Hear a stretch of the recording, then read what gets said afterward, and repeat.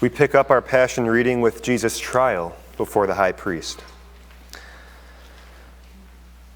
Those who had arrested Jesus took him to Caiaphas the high priest, where the teachers of the law and the elders had assembled.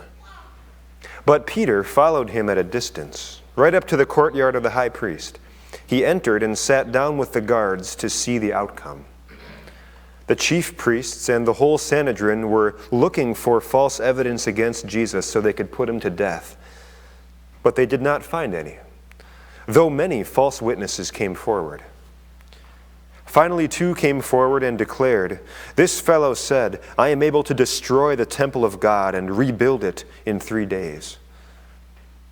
Then the high priest stood up and said to Jesus, "Are you not going to answer?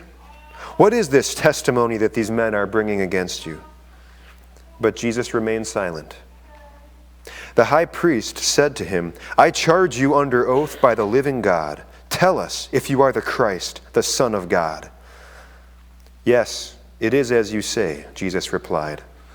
"But I say to all of you, in the future you will see the Son of Man sitting at the right hand of the Mighty One and coming on the clouds of heaven."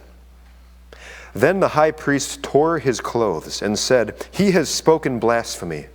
Why do we need any more witnesses? Look, now you have heard the blasphemy. What do you think?" "He is worthy of death," they answered.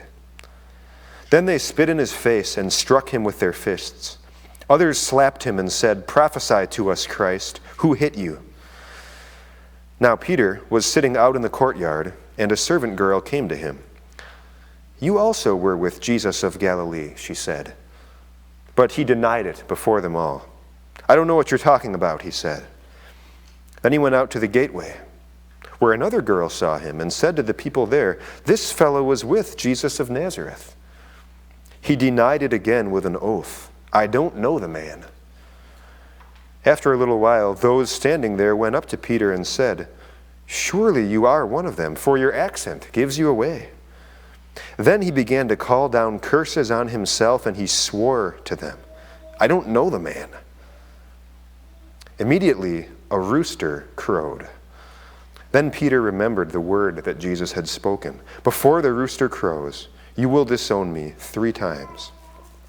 And he went outside and wept bitterly. This is the word of our Lord.